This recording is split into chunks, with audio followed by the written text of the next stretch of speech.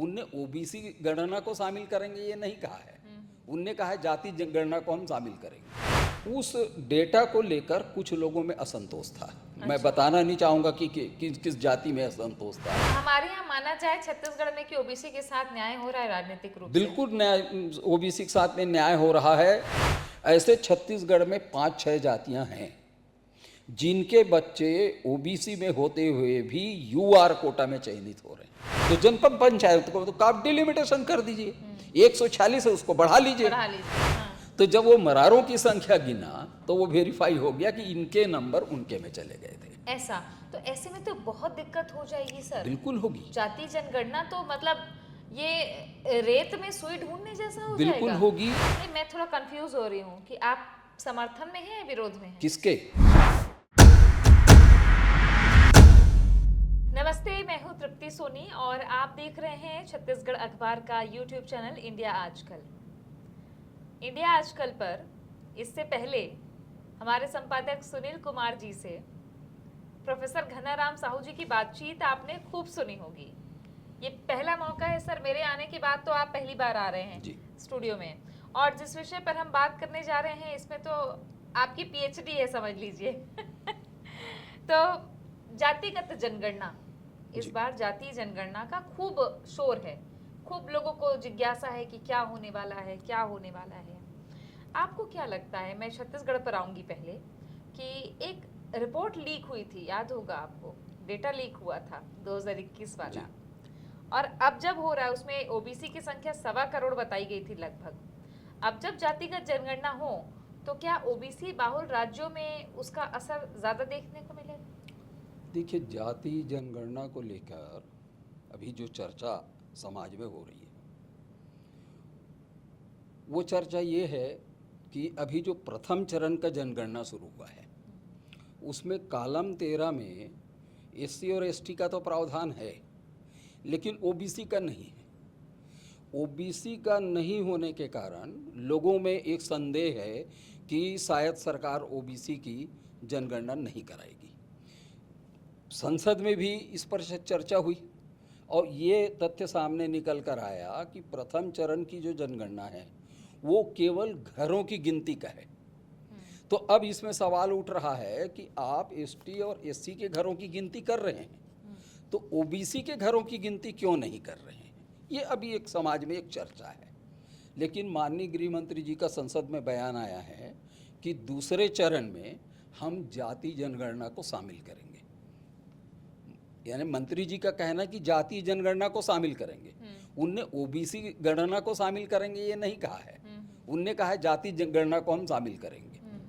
अब ये भी संभव है कि गणना हो जाने के बाद राज्यवार ओबीसी की गणना की जाए, क्योंकि अलग अलग राज्यों में ओबीसी की सूची में अलग अलग जातियां हैं, तो संभव है कि राज्यवार उसकी हो। अब यदि छत्तीसगढ़ के संदर्भ में लें तो 2021 में जो क्वांटिफाइबल डाटा कमीशन बना था उसके कुछ डेटा अखबारों में आए थे, मैं भी उसका परीक्षण किया था। उस डेटा को लेकर कुछ लोगों में असंतोष था। मैं बताना नहीं चाहूँगा कि किस जाति में असंतोष था। मेरी उन लोगों से बातचीत हुई थी तो उन्होंने कहा था कि हमारी जाति की जनसंख्या इसमें कम बताई गई है। ऐसा? हाँ। तो खास करके दो जातियों के जो प्रमुख राजनीतिक हस्तियां हैं छत्तीसगढ़ में, उन दोनों के टॉप लीडर से मेरी इस मामले में बात हुई थी। अब मैं उनके दावा को सही मानता हूँ। आप मानते हैं सही? मैं सही मानता हूँ, इसलिए मानता हूँ। तो ऐसे तो वो जो क्वांटिफाइबल डेटा है उसकी विश्वसनीयता पर सवाल है। वही। हाँ। अब मैं इसलिए मानता हूँ कि मेरे पास 1820 की जनगणना का कॉपी है जो कर्नल एग्नू ने कराया था। वो व्यक्ति की गणना न करा के परिवार की गणना कराया था। फिर 1931 है ना, तो कितना साल हो गया 1820 से 1931? 90 साल। 90 साल बाद 1931 में हुआ। 1931 के जनगणना का दोनों वॉल्यूम मेरे पास है वो पुस्तक, जिसमें जिलावार जनसंख्या दिया हुआ है और जातियों की पूरी संख्या दिया गया है। तो जब जनसंख्या में परिवर्तन होता है तो अकस्मात परिवर्तन नहीं होता है। जैसे उदाहरण के लिए मैं साहू समाज की जनसंख्या बता दूं। 1820 के अनुसार साहू समाज की जनसंख्या छत्तीसगढ़ में 8.5% थी। वो 1931 में आके 9.67% हो गया। ठीक है ना। अब यदि पिछले 90-95 साल में आज़ाद भारत में खास करके शासन की नीतियों के बदलने के कारण पड़ोसी राज्यों से बड़ी संख्या में आवागमन हुआ है। साहू समाज के भीतर बड़े पैमाने पर खास करके उत्तर भारत और की ओर से काफ़ी संख्या में आए हैं। छत्तीसगढ़ में आए हैं, छत्तीसगढ़ में उत्तर आए भारत हैं। की ओर से। हाँ, व्यापार व्यवसाय करने, क्योंकि छत्तीसगढ़ के साहू व्यापारी नहीं होते थे। तो व्यापार व्यवसाय करने ये बड़ी संख्या में आए। फिर भी वो जितनी संख्या में आए तो 9.6% से बढ़ के वो 11% हो सकता है, 11.5% हो सकता है, उससे अधिक तो नहीं हो सकता है। तो 90 साल में 1%, 2% का अंतर समझ में आता है, लेकिन 5-7% का अंतर आ जाना, अच्छा, ये संभव नहीं दिखता है। इसलिए मैं उन नेताओं के दावे को स्वीकार कर लिया कि इस गणना में कहीं पे त्रुटि है। फिर वेरिफिकेशन के लिए मैं स्वयं उसको वेरीफाई किया एक नगर पंचायत में। मेरा एक मित्र थे, उसको मैं बोला तुम्हारे नगर पंचायत में वो QDC की गणना हुआ है और दावा आपत्ति के लिए नोटिफिकेशन भी हुआ है, तो उन नोटिस बोर्ड में लगा होगा दावा आपत्ति का नोटिफिकेशन। उस नोटिस बोर्ड में जाके देखो और किस किस जाति की कितनी कितनी संख्या लिखी है मुझे बताओ। वो जाके देखा, मुझे बताया, और उसने एक जाति के बारे में बताया कि इसकी जाति इतनी संख्या लिखी है, वो तो हमारे गांव है ही नहीं। अच्छा, उस गांव में वो नहीं है। तो फिर मैं पूछा कि उसको क्यों नहीं है। इसलिए कि ये सरनेम 2 जाति के लोग लिखते हैं। तो इस जैसे पटेल हैं, अघरिया भी पटेल लिखते हैं, मरार भी पटेल लिखते हैं छत्तीसगढ़ में। उस गांव में अघरिया की आबादी अधिक बताई जा रही थी। उसका कहना है मेरे गांव में टोटल 4 घर के अघरिया हैं, आबादी इनकी अधिक बताई जा रही है। तो मैं बोला ठीक है, फिर तुम मरारों की संख्या गिन लो। तो जब वो मरारों की संख्या गिना तो वो वेरीफाई हो गया कि इनके नंबर उनके में चले गए थे। ऐसा तो ऐसे में तो बहुत दिक्कत हो जाएगी सर। बिल्कुल होगी। जाति जनगणना तो मतलब ये रेत में सुई ढूंढने जैसा हो बिल्कुल जाएगा। होगी, इसलिए कि वो जो गणना करने वालों को उपनाम नहीं पूछना चाहिए। अच्छा, उनको सीधा उसकी जाति पूछना चाहिए। अच्छा, जैसे मान लो मैं हूँ सोनी, हाँ, तो उपनाम सोनी हुआ। हाँ, ऐसे कहाँ पे कॉन्ट्रडिक्शन हो सकते हैं? भाई केवल सोनार लोग ही सोनी लिखते हैं ऐसा नहीं है, नहीं, हाँ, दूसरे लोग भी लिखते हैं। इसलिए आपको सोनी के भीतर में कौन सी जाति ये बताना चाहिए, तब गणना सही आएगा। अच्छा, साहू सरनेम है, बहुत सारे जाति के लोग लिखते हैं, केवल तेली लिखते हैं ऐसा नहीं है। यदि आप तेली जाति की गणना कर रहे हैं तो आपको सावधानी पूर्वक तेली और साहू में फर्क को समझना पड़ेगा, क्योंकि साहू दूसरे जाति के लोग भी लिखते हैं। तो ये सावधानी तो बरतनी पड़ेगी जनगणना में, अन्यथा मुश्किल खड़ा होगा। SC ST में जो जातियां हैं जी, वो तो पहले से लिस्टेड हैं। हाँ, OBC का कैसे होगा सर? OBC की जाति भी लिस्टेड है छत्तीसगढ़ में। ST की लगभग 42-43 जाति छत्तीसगढ़ में है। SC के लगभग 20-22 जातियां हैं और OBC के 95 जातियां हैं। वो तो लिस्टेड है। अब उसमें जो लिस्टिंग हुआ है उसको जरा ध्यान से देखिएगा। छत्तीसगढ़ राज्य पिछड़ा वर्ग आयोग ने जो सूची जारी किया है, उसने क्या किया है कि जातियों का समूह बना दिया है, और जातियों के समूह में जिसको हम आज जाति कह रहे हैं उसको वो उपजाति माना है। अच्छा, जबकि उनके बीच रोटी बेटी का संबंध नहीं है। जब रोटी बेटी का संबंध नहीं तो उपजाति कैसे हुआ? जिसमें रोटी बेटी के संबंध है वही तो जाति होगा ना। यही एक कारण है कि QDC में जो आंकड़े आए उसमें 2 जातियों की संख्या को बहुत अधिक बताई गई, और 2 ऐसी जाति जिनकी संख्या वास्तव में अधिक है, हाँ, उनका कम उसमें दिखाया गया। ये इसी कारण असंतोष हुआ था। अगर QDC को कोई पैमाना माने हाल की जातिगत जनगणना के मामले में, हाँ, तो फिर वो तो फेल है। हाँ, वो उसको आधार नहीं मानना चाहिए, क्योंकि वो उस समूह के हिसाब से गणना हुआ था। तो मतलब इसीलिए शायद कांग्रेस सरकार में वो जारी नहीं हो पाया क्या, या वो जारी होने के लिए ही नहीं था? संभव है कि जारी करने वाला संतुष्ट ना हुआ रहा हो उस रिपोर्ट से। चलिए, लेकिन अभी तो जो जातिगत जनगणना की बात हो रही है, आपको क्या लगता है ये कैसे हो सकती है, प्रक्रिया क्या हो सकती है? प्रक्रिया यही है कि प्रथम चरण में जैसे आप एसटी और एससी का लिस्टिंग कर रहे हैं, तो इनको ओबीसी की भी लिस्टिंग कर देनी चाहिए, क्योंकि राज्य में ओबीसी की संख्या निश्चित है, परिभाषित है, इसलिए कर देना चाहिए। लेकिन राष्ट्रीय स्तर पे इस पर समस्या हो सकती है। इसलिए समस्या हो सकती है कि मंडल आयोग ने जिन 5-6 हज़ार जातियों की गणना किया था, वो अलग अलग राज्यों में अलग अलग स्थिति है। कुछ जातियां हैं जो उत्तर प्रदेश में मान लीजिए शेड्यूल कास्ट में हैं या शेड्यूल ट्राइब में हैं, छत्तीसगढ़ में वो किसी और वर्ग में हैं। उदाहरण के लिए इसमें आप छत्तीसगढ़ में लिख लीजिए सोनकर, अपने रायपुर की पॉपुलर जाति है, हाँ। बहुसंख्यक हैं, सब्जी के धंधे से जुड़े हुए हैं। छत्तीसगढ़ में ये ओबीसी में है, लेकिन इंदौर के सोनकर तो एससी में है। अच्छा। तो इस प्रकार की समस्या राष्ट्रीय स्तर पे हो सकती है, लेकिन राज्य स्तर पे ये समस्या नहीं होगी। तो इसको राज्यवार ही करना बेहतर राज्यवार ही करना चाहिए इनको ओबीसी की गणना। ठीक। तो जो बिहार और कर्नाटक की जाति जनगणना के अनुभव है जी, क्या उससे सीखा जा सकता है? छत्तीसगढ़ राज्य में अलग हो तो? यदि उन लोगों ने बेहतर तरीका अपनाया है तो बिल्कुल अपना उसका अनुकरण होना चाहिए। वहाँ तो असंतोष नहीं दिखा, रिपोर्ट जारी भी हो गई। नहीं, वहाँ भी असंतोष हुआ था बिहार में। नहीं, उस तरीके का। हाँ, जिस तरीके से छत्तीसगढ़ में हुआ वैसा असंतोष बिहार में नहीं हुआ, लेकिन असंतोष वहाँ भी हुआ था। अच्छा। लोगों के दावा थे कि यादवों की संख्या बढ़ा चढ़ा के बताई गई है। ये चीज़ बिहार में आया था। कर्नाटक के बारे में मुझे जानकारी नहीं है कि किसी ने कोई आपत्ति कुछ की है, इसकी जानकारी मुझे नहीं है। तो छत्तीसगढ़ में आपने कहा लिस्टेड जो हैं एससी एसटी तो और ओबीसी तीनों, है ना? तो अगर कोई जाए, जो अभी तक तो बड़े बड़े अफसरों को ही ये फॉर्मूला समझ में नहीं आ रहा है करना कैसे है, आपके पास है कुछ दिमाग में कि क्या हो सकता है फॉर्मूला कि सही सही आंकड़े आ जाएं? भाई बहुत स्पष्ट है, छत्तीसगढ़ राज्य में 2 आयोग हैं। एक राज्य पिछड़ा वर्ग आयोग है, दूसरा राज्य पिछड़ा वर्ग कल्याण आयोग है। राज्य पिछड़ा वर्ग आयोग के लोग इस को फार्मूलेट करने में कितना मदद कर पाएंगे मैं दावा पूर्वक नहीं कर सकता, क्योंकि उसमें जनता के बीच के लोग आए हुए हैं।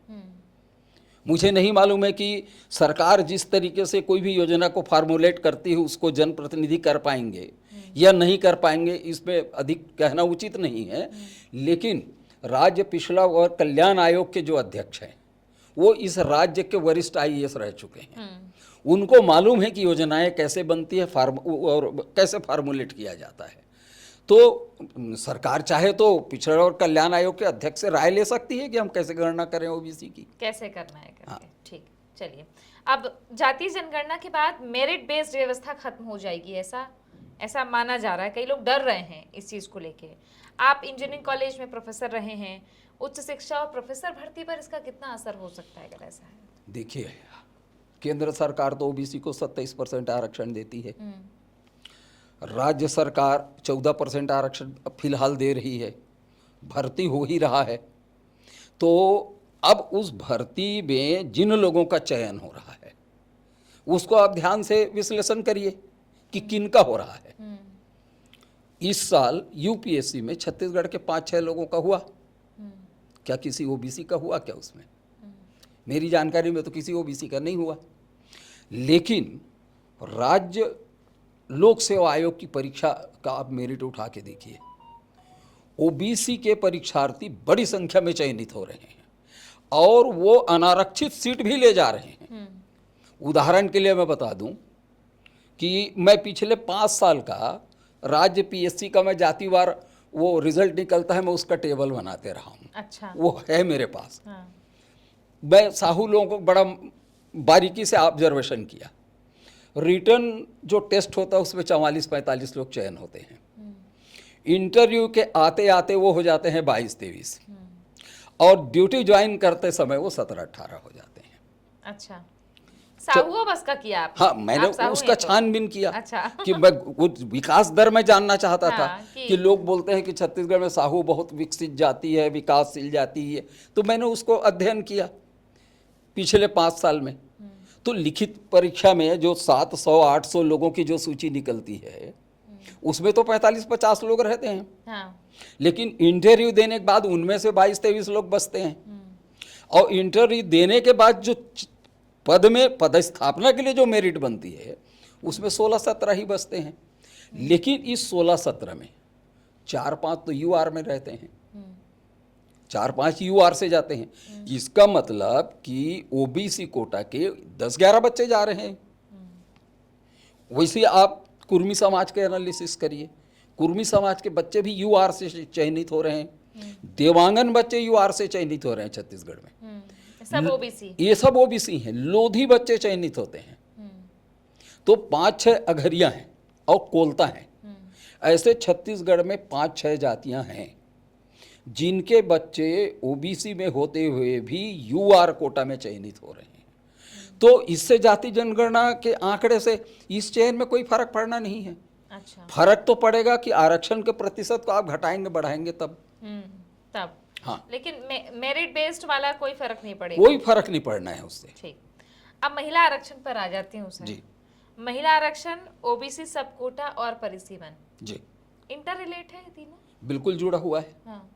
इसलिए जुड़ा हुआ है कि 2023 में संसद में जो विधेयक पारित हुआ था उसमें ये शर्त थी कि परिसीमन हो जाने के बाद ये महिला आरक्षण किया जाएगा।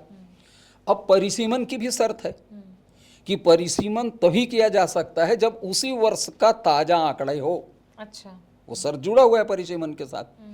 अब यदि आप 2026 में भी जनगणना हो रहा है, ये दिसंबर 2027 तक पूरा होगा, संभव है कि दिसंबर 27 में पूरे आंकड़े जारी हो जाए। ऐसा कार्तिकेय गोयल जी भी बीते दिनों आए थे। उन्होंने कहा है कि अब तो डिजिटल हो गया, हम 6 महीने जैसे ही पूरी होगी 6 महीने के भीतर आंकड़े जारी कर देंगे। तो यदि वो दिसंबर 27 में पूरे आंकड़े जारी हो जाते हैं तो फिर परिसीमन आयोग गठित होगा, परिसीमन आयोग अपना काम करेगा।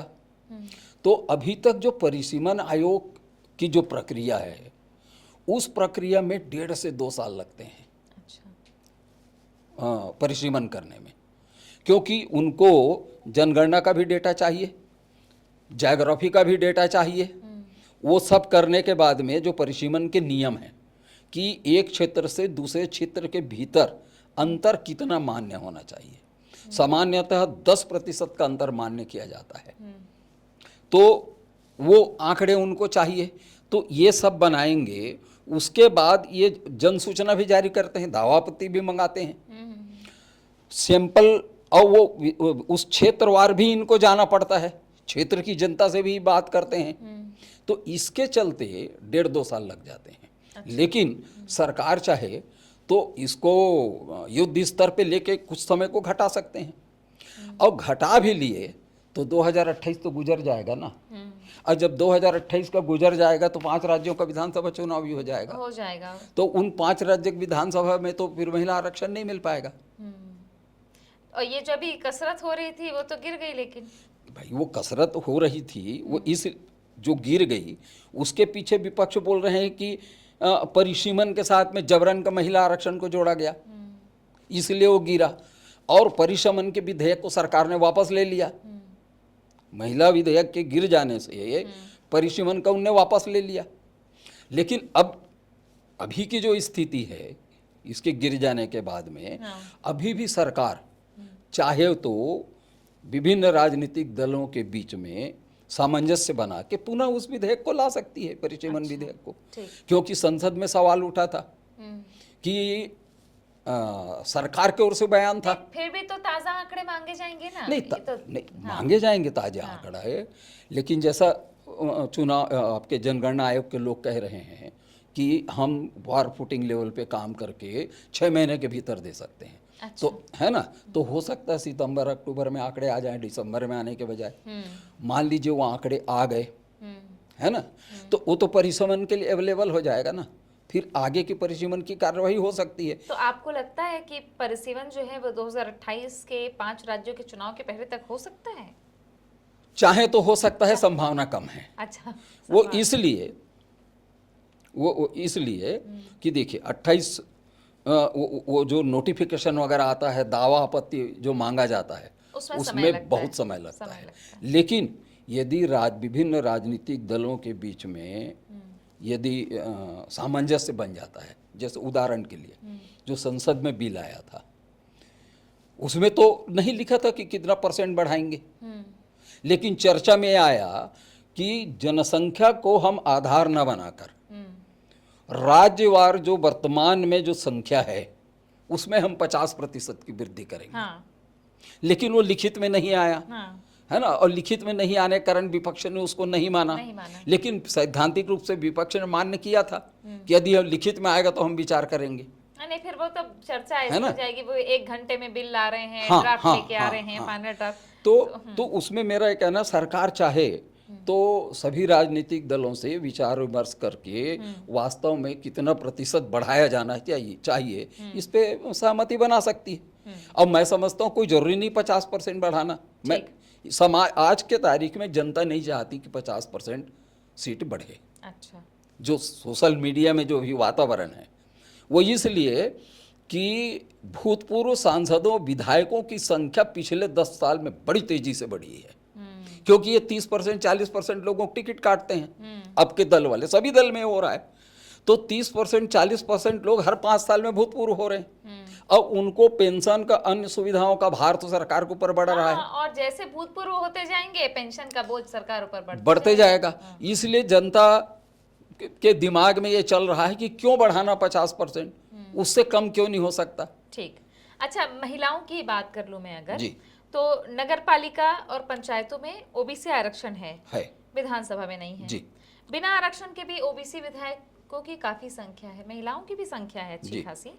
अब अगर ओबीसी आरक्षण लागू हो जाता है इसमें, जो कि इसके लिए एक और संशोधन होगा, हाँ, तो आपको क्या लगता है कितनी संख्या बढ़ सकती है फिर विधायक? देखिए, अभी 90 सदस्यीय विधानसभा, हाँ, छत्तीसगढ़ कोई उदाहरण में ले लें तो 90 सदस्यीय विधानसभा में 35 सदस्य ओबीसी के हैं।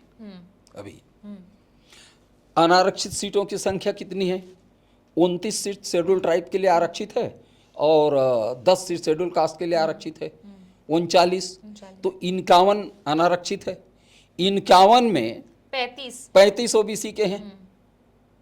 अब यदि आरक्षण दे देते हैं, और जैसा कि अभी सभी राजनीतिक दलों के भीतर में ये ट्रेंड चला हुआ है कि वो सामाजिक समीकरण बनाते हैं, जाति समीकरण बनाते हैं, तो जाति समीकरण बनाएंगे तब भी से 35 से आप कितना अधिक ले जाएंगे? 37 ले जाएंगे, 38 ले जाएंगे, 40 ले जाएंगे, उससे अधिक तो आप नहीं ले जा सकते ना। उससे अधिक आप ले जाएंगे तो फिर वो असंतोष होगा। क्योंकि जिनको आज हम एक तरीके से ये कह सकते हैं कि आज़ाद भारत में जिसको शासक वर्ग में गिनती होता है, उस शासक वर्ग की संख्या को आप एकदम से घटा देंगे तो असंतोष तो होगा। और ऐसा असंतोष राज्य के लिए हितकर नहीं है। मतलब हमारे यहाँ माना जाए छत्तीसगढ़ में कि ओबीसी के साथ न्याय हो रहा है राजनीतिक रूप से। बिल्कुल न्याय, ओबीसी के साथ में न्याय हो रहा है। 35 की संख्या पर्याप्त होती है, बशर्ते कि वो पिछड़ों के कल्याण से संबंधित जो नीतियां हैं, योजनाएं हैं, उसको बारीकी से अध्ययन करें और लागू कराएं। क्योंकि समाज के विकास के लिए किसी जाति विशेष के निश्चित संख्या के वहाँ प्रतिनिधि होना जरूरी नहीं है। एक व्यक्ति भी यदि समझदारी पूर्वक काम करता है तो अपने वर्ग की भलाई कर सकता है वो। तो मैं नहीं समझता कि वो 90 में जब 40 ही हो जाएंगे तभी पिछड़ों कल्याण होगा। मैं तो कहता हूँ 90 में यदि 20 भी हैं, अब 20 समझदार लोग भी वहाँ पे हैं तो वो कल्याण का काम कर सकते हैं। तो फिर ओबीसी की गिनती का महत्व क्या है सर? फिर ओबीसी की गिनती का महत्व है अन्य क्षेत्र में, इसका केवल राजनीति में इसका उपयोग है ऐसा नहीं है। जब जाति जनगणना होगी तो हर जाति की सामाजिक स्थिति, शैक्षणिक स्थिति, आर्थिक स्थिति, खेती की पद्धति, उनके आवास की क्या व्यवस्था है, ये सारे आंकड़े आएंगे ना, तभी तो आप तय कर पाएंगे कि एसटी समाज के भीतर जो 40-42 जातियां हैं उनमें से वास्तव में किन किन जातियों की हालत बेहद खराब है 70 साल 75 साल में भी। ओबीसी में जो 95 जातियां हैं उनमें से कौन कौन सी जाति है जिसका अभी तक शासकीय सेवा में प्रतिनिधित्व नहीं हो पाया है या जिनका शैक्षणिक उन्नयन नहीं हो पाया है, हाँ। ये आंकड़े तो बेहद जरूरी है। तो मैं समझता हूं कि जाति जनगणना को उपयोग इन कामों में अधिक होने वाला है। तो फिर एक बड़ी डिबेट होती है कि SC ST OBC छात्र छात्राओं में हाँ। ये डिबेट की मेरिट वर्सेस रिजर्वेशन। भाई देखिए, कुछ डिबेट तर्कपूर्ण रहते हैं और कुछ डिबेट वो कुतर्क वाले होते हैं। भाई मेरिट का क्या तात्पर्य है? जो बच्चे जितनी संख्या में किसी पाठ्यक्रम में अध्ययन किए और उसकी परीक्षा दिए और परीक्षा का जो परिणाम आया वही तो मेरिट है ना, उसकी मेरिट बनेगी। अब चूंकि सरकार ने वर्गों का आरक्षण कर दिया, तो उस वर्ग के भीतर भी एक मेरिट बनेगी और एक जनरल मेरिट भी है। लेकिन संवैधानिक व्यवस्था तो ये भी है कि यदि आरक्षित वर्ग का कोई परीक्षार्थी अनारक्षित वर्ग के मिनिमम कट ऑफ से अधिक नंबर पाता है तो वो अनारक्षित में गिना जाएगा। तो जब ये नियम पहले से है तो इसका कोई असर पड़ना नहीं है। कायदे से होना भी यही चाहिए कि जो अधिक नंबर पाया उसको अनारक्षित में गिना जाए। आप भी राजनीतिक परिवार से हैं, आपके भाई तो सांसद भी रहे और जी। विधायक भी रहे। अब जब महिला आरक्षण की बात हो रही है तो क्या लगता है आपको, समाज में फिर महिलाओं को जो प्रतिनिधित्व, अभी जो चर्चा चल रही थी कि 850 इसलिए किए जा रहे हैं कि पुरुषों की सीटें ना कम हो, तो आपको क्या लगता है कि ये हर वर्ग में इसका असर पड़ेगा कि महिलाओं के लिए अलग से दीजिए? देखिए, अभी जो चर्चा जो चली ना, मैं व्यक्तिगत रूप से उससे असहमत हूँ। आप महिलाओं को जगह देने के लिए अतिरिक्त सीट बढ़ा रहे हैं, मैं समझता हूँ कि सैद्धांतिक रूप से ये उचित नहीं है। महिलाओं को आप प्रतिनिधित्व दीजिए, अभी जितने सीट है उसमें भी आप दे सकते हैं, फिर भी कम पड़ रहा है तो आप 10-15% बढ़ा लो ना, लेकिन उनको आप दे तो दो 33%, बिल्कुल देना चाहिए। लेकिन इसमें भी एक जो दिक्कत वाली बात जो आएगी वो ये आएगी कि अभी जो पंचायतों में और नगर निकायों में महिलाओं का जो आरक्षण हुआ है उसके कारण महिलाएं धीरे धीरे राजनीति में बढ़ रही हैं। उनकी अब काफ़ी संख्या में बढ़ रही है। यद्यपि समाज में विधायक पति, सांसद पति, सरपंच पति, ये सब पतियों का जो चलता है ये थोड़ा सा प्रभावित करेगा। लेकिन जब आरक्षण मिल जाएगा तो हो सकता है 5 साल 10 साल में महिलाएं अपने स्वयं के दम पे राजनीति करना शुरू कर दें। अपने छत्तीसगढ़ विधानसभा में देखिए 3-4 महिलाएं तो अभी जो हैं वो अपने दम पे राजनीति कर रहे हैं। तो हो सकता है एक चुनाव में कुछ पति वाली बात आए, लेकिन दूसरे चुनाव के आते तक तो वो स्पर्धा में आ जाएंगी। इसलिए देना चाहिए महिलाओं को आरक्षण। तैयार हैं बाकी नेता, आपके तो सबसे संपर्क हैं, सब तैयार हैं बेटी बहू और बाकी लोगों को बढ़ाने के लिए, गांव की बेटियों को बढ़ाने के लिए? जब वो सरपंच बनवा सकते हैं अपनी घर की महिलाओं को, जनपद सदस्य बना सकते हैं, जिला पंचायत का सदस्य बना सकते हैं। आरक्षण की मजबूरी है। हाँ। तो वही तो, तब जब आरक्षण देंगे तो इसमें भी मजबूरी है, करेंगे देंगे ही, देना पड़ेगा उनको। लेकिन अच्छे मन से देना, ये एक बदलाव हो सकता है आने वाले समय में। भाई देखिए, मन वाली बात तो बड़ी अलग चीज होती है ना।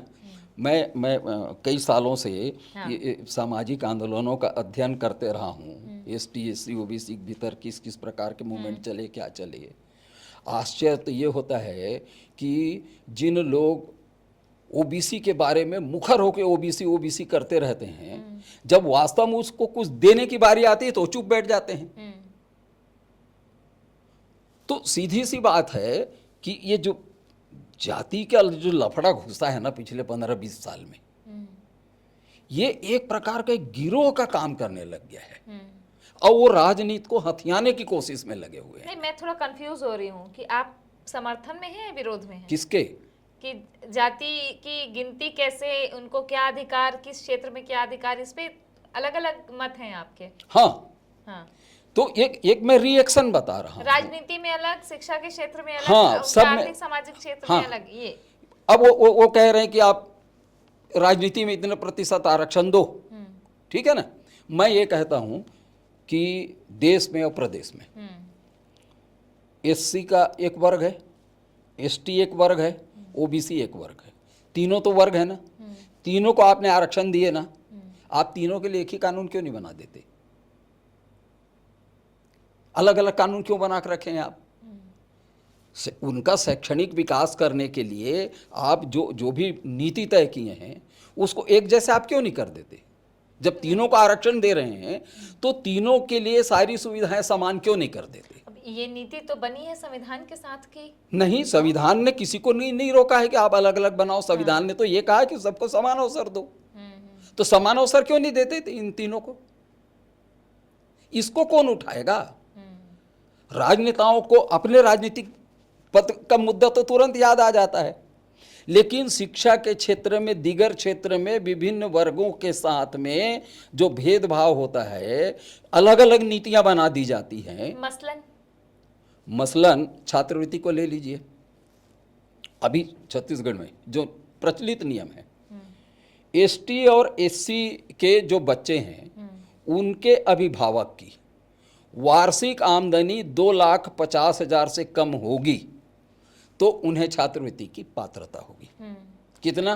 2.5 लाख रुपए कम होगी तो। ओबीसी के लिए नियम है कि 1 लाख से कम होगी तो पात्रता होगी। तो आपने ओबीसी और एसटी एससी के बीच में 2.5 लाख और 1 लाख का अलग अलग नियम कैसे बना दिया?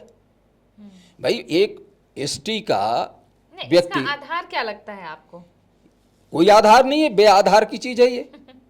जब वो आपने सामाजिक और शैक्षणिक रूप से पिछड़ा पाया, चाहे वो एसटी हो, एससी हो, ओबीसी हो, संविधान तो पिछड़ा कहता है ना, उस पिछड़े को अलग अलग वर्गों में बांटा गया है। तो एक व्यक्ति जो 2,40,000 कमा के भी यदि वांछित है तो दूसरा व्यक्ति क्यों नहीं हो सकता? उसको आप 1 लाख में आप क्यों रोक रहे हो? तो ये तो दोनों में लागू होगा, फिर तुलना ऐसे नहीं हो सकेगी। एससी, एसटी और ओबीसी फिर दोनों में लागू होगा। हाँ, सबके लिए समान नियम बनाना चाहिए।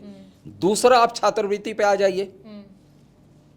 जो व्यावसायिक पाठ्यक्रम है, मैं इंजीनियरिंग कॉलेज में रहा हूं, तो व्यावसायिक पाठ्यक्रम में जो छात्रवृत्ति की नीति है, एसटी और एससी के बच्चे जो छात्रावास में रहते हैं उनको 1,200 रुपये महीना स्कॉलरशिप मिलता है।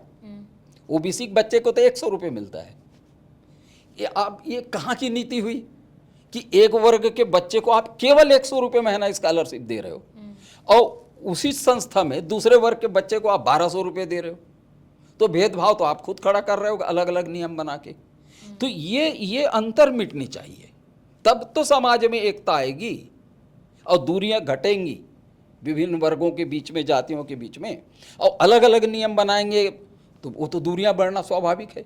इसीलिए जब भी आरक्षण का मसला जब आता है तो सोशल मीडिया में देखे होंगे कैसा युद्ध छिड़ जाता है, एक दूसरे के विरोध का युद्ध छिड़ जाता है। तो अब तो ईडब्ल्यूएस भी आ गया ना, अब अनारक्षित वर्ग भी टूट गया, ईडब्ल्यूएस आ गया। तो हम तो कहते हैं एसटी, एससी, ओबीसी और ईडब्ल्यूएस सबके लिए एक ही नीति बनाओ ना। यदि कोई व्यक्ति गरीब है, नहीं तो ऐसे में फिर आरक्षण का महत्व क्या रह जाएगा? आरक्षण किस आधार पे? भाई सबको समान करना है तो फिर आरक्षण खत्म हो जाना चाहिए। नहीं, समान ही तो करके आप 2 वर्ग में समाज को बांट रहे हैं ना, आरक्षित और अनारक्षित। अनारक्षित में पहले जो शैक्षणिक और सामाजिक रूप से पिछड़े उनको टोटल अलग कर दिए थे, क्योंकि उसमें आर्थिक प्रावधान नहीं किए थे। अब उसमें आर्थिक प्रावधान जुड़ गया है कि भाई अनारक्षित वर्ग में भी गरीब हैं तो उनको भी मिलना चाहिए, तो ईडब्ल्यूएस बना। तो सही हुआ है। तो जब आपने आधार बना दिया कि ये उस कैटेगरी में आएगा तो उसको समान रूप से सुविधा दो ना। यदि आप छात्रवृत्ति देते हैं तो समान रूप से दें। तभी समझ में आएगा जब आंकड़े आ जाएंगे सर जी, तब समझ में आएगा कि क्या स्थिति है अलग अलग लोगों की, अलग अलग जातियों की, अलग अलग आरक्षित या अनारक्षित वर्गों की। कोई और महत्वपूर्ण बात आप जो बताना चाहें? देखिए, महत्वपूर्ण बात इसमें यह है, परिसीमन को लेके मैं अधिक गंभीर हूँ। एक तो मैं आपको बता चुका हूँ कि अभी तक जो परिसीमन के आधार हैं वो जनसंख्या है और एक क्षेत्र से दूसरे क्षेत्र के बीच में 10% का अंतर हो सकता है। वही चीज़ विधानसभा में भी है, लेकिन आप छत्तीसगढ़ के 90 विधानसभा की संरचना को आप देखिए। जो इकाई होता है डिलिमिटेशन का, वो तो पंचायत इकाई होता है ना, और पंचायत के भीतर में पटवारी हल्का इकाई होता है। जैसे एक पटवारी हल्का के को दूसरे विधानसभा में जोड़ना है, अब मान लीजिए उस पटवारी हल्का में 15 गांव हैं और उसकी ज़रूरत 10 गांव में पूरी हो रही है, 15 की ज़रूरत नहीं है, तो आप नहीं तोड़ सकते उसको। जाएगा तो पूरा 15 जाएगा, है ना, अन्यथा नहीं जाएगा। तो मेरा ये कहना है कि आप विधानसभाओं की डिलिमिटेशन करें तो भाई आप जनपद पंचायत का भी कर डालो ना। अच्छा, उससे ये होगा कि सुविधा होगी। और जैसा तर्क दे रहे हैं कि कम जनसंख्या पे एक विधानसभा होगा तो जनता को अधिक सुविधा मिलेगी, ठीक है। जब आपको अधिक सुविधा देना है तो जनपद पंचायत को तो आप डिलिमिटेशन कर दीजिए, 146 है उसको बढ़ा लीजिए। और जो दूरियां जनपद पंचायत के मुख्यालय से कई जगह आप देखे होंगे, बड़ी लंबी लंबी दूरी तक गांव फैला हुआ है उस जनपद पंचायत में, पता नहीं ये किस जमाने की संरचना है। तो भी उसको भी तो बदल डालिए ना, और उसको अधिक सुविधाजनक बना लीजिए जनपद पंचायत को। पटवारी हल्का को भी आप परिवर्तित कर डालिए, जो उबड़ खाबड़ पटवारी हल्का जो बना हुआ है उसको सुधार कर लीजिए, जिसमें जनता को अधिक से अधिक सुविधा मिल जाए। फिर तो पद भी बढ़ेंगे, भरे बिल्कुल बढ़ेंगे, नौकरियां बढ़ेंगी, राजनीतिक प्रतिनिधित्व बढ़ेगा। जब आप लोकसभा विधानसभा सदस्यों की संख्या बढ़ा रहे हैं तो पंचायती राज संस्थाओं की भी बढ़ा दीजिए ना, उसमें क्या दिक्कत है। जब पंचायती राज संस्था से, नगरीय निकाय से जब नेतृत्व उभर के आएगा तो वही लोग तो विधानसभा लोकसभा में जाएंगे और काबिल नेता बनेंगे वो, तो क्या दिक्कत है, वहां भी बढ़ा डालिए। तो मैं इस पक्ष में हूं कि पंचायतों के पुनर्गठन करना चाहिए ताकि विकास की योजना अधिकाधिक रूप से सफल हो जाए। जिला बनाने का अधिकार, तहसील बनाने का अधिकार राज्य सरकार को है, लेकिन पंचायत की सीमा को बदलने का अधिकार राज्य सरकार को नहीं है। ये संविधान संशोधन से ही संभव है। तो ये देश भर में लागू होगा, करना चाहिए। आखिर हम विकास के लिए तो योजना बना रहे हैं ना, तो उसको भी कर डालें ना, क्या दिक्कत है उसमें। तो अधिक मजबूती से लोकतंत्र खड़ा होगा। चलिए, एक संविधान संशोधन आया तो उस पर तो इतना हंगामा मच गया।